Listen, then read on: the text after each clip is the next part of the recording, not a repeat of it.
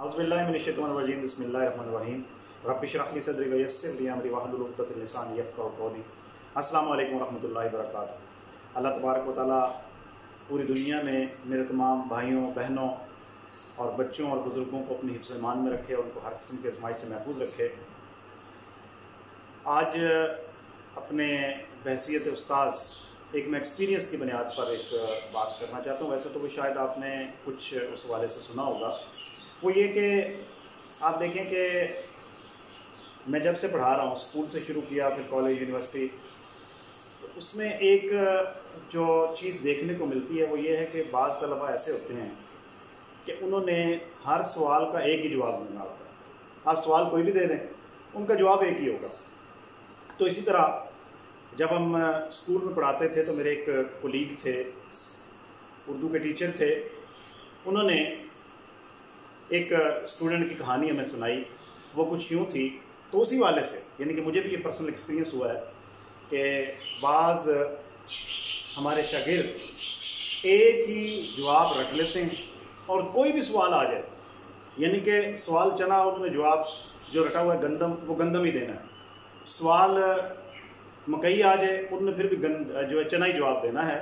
तो इस वाले से एक इसी तरह की एक स्टोरी है, ये मजाक के अंदाज में, ताकि जो इस वक्त दुनिया के हालात हैं उससे भी आप कुछ देर के लिए बाहर आ सकें।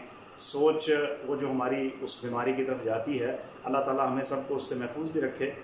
उसी हवाले से कि एक टीचर थे मोहम्मद हयात साहब, उर्दू के टीचर थे। उन्होंने मज़मून लिखवाया मेरा बेहतरीन दोस्त, और एक तालिब इल्म था, उसने वो मज़मून याद कर लिया और उसकी पहली दो लाइनें, यानी कि वैसे तो मेरे बहुत सारे दोस्त हैं लेकिन ग़ुलाम रसूल मेरा बेहतरीन दोस्त है। हम एक ही गांव के रहने वाले हैं, हम इकट्ठे स्कूल जाते हैं, इकट्ठे ही वापस आते हैं, इकट्ठे ही खेलते हैं, इकट्ठे ही पढ़ते हैं, वगैरह वगैरह। अब उसने ये इब्तदाई लाइनें याद करनी और ये वाला मज़मून भी उसने अच्छी तरह से रख लिया।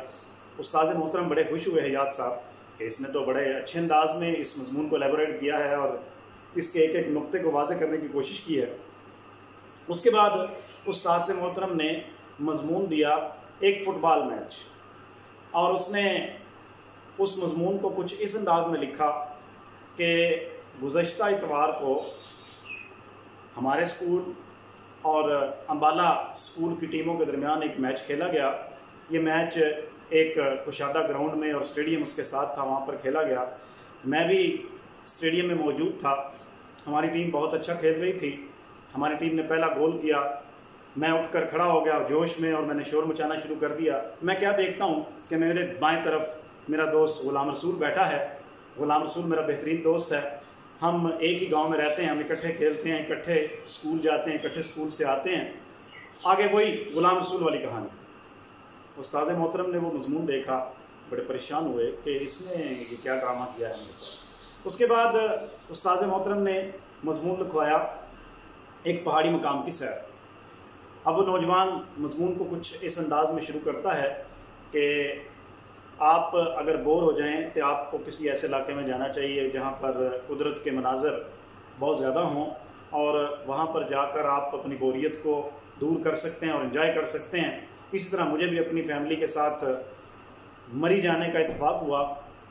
जब हम मरी पहुँचे तो हल्की हल्की बारिश हो रही थी और मौसम में काफ़ी खुनकी थी, और हमने अपना सामान होटल में रखा और उसके बाद घूमने फिरने के लिए माल रोड पर आ गए। मैं माल रोड पर घूम फिर रहा था कि मैं क्या देखता हूँ कि वहाँ पर माल रोड के ऊपर बैंक के सामने मेरा दोस्त ग़ुलाम रसूल खड़ा है। ग़ुलाम रसूल मेरा बेहतरीन दोस्त है। हम इकट्ठे स्कूल जाते हैं, इकट्ठे स्कूल से आते हैं, इकट्ठे खेलते हैं, इकट्ठे पढ़ते हैं। उस्ताद मोहतरम ने मज़मून चेक किया, उन्होंने कहा ये बड़ा अजीब आदमी है। उसके बाद उन्होंने एक मज़मून दिया। मज़मून था मेरा बेहतरीन उस्ताद। अब उसने आगाज़ यूँ किया कि वैसे तो हमारे स्कूल में बहुत सारे असातिज़ा हैं लेकिन मोहम्मद हयात साहब मेरे बेहतरीन उस्ताद हैं। एक दिन मैं उनसे मिलने उनके घर गया। मगरिब के नमाज के बाद का वक़्त था। उन्होंने ड्राइंग रूम खोला और मुझे अंदर बैठाया।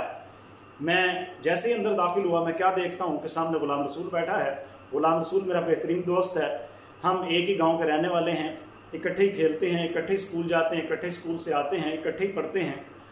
उस्ताद मोहतरम ने कहा भी ये तो इसने तो बिल्कुल ही जो है ना मेरे नाक में दम कर लिया। अब उन्होंने कहा कि एक ऐसा मजमून देता हूँ जिसमें कम से कम गुलाम रसूल की एंट्री ना हो। उन्होंने मजमून लिखवाया एक हवाई सफ़र, और मजमून लिखने से पहले उस ख़ास तालिब इल्म को कह दिया, मेरा बेटा ये बात याद रखनी, इसमें गुलाम रसूल नहीं है, इसलिए कि डॉक्टर ने उसको हवाई सफ़र से मना किया हुआ है और अगर वो हवाई सफ़र करेगा तो हो सकता है उसकी जान चली जाए। उसने कहा जी ठीक है।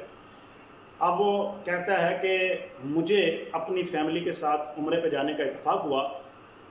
हम घर से पब्लिक ट्रांसपोर्ट के ज़रिए लाहौर एयरपोर्ट के लिए रवाना हुए। हमने वहाँ पे बोर्डिंग करवाई और जहाज़ में बैठे। मेरी जो खिड़की है, मेरी जो सीट है वो बिल्कुल खिड़की के साथ थी।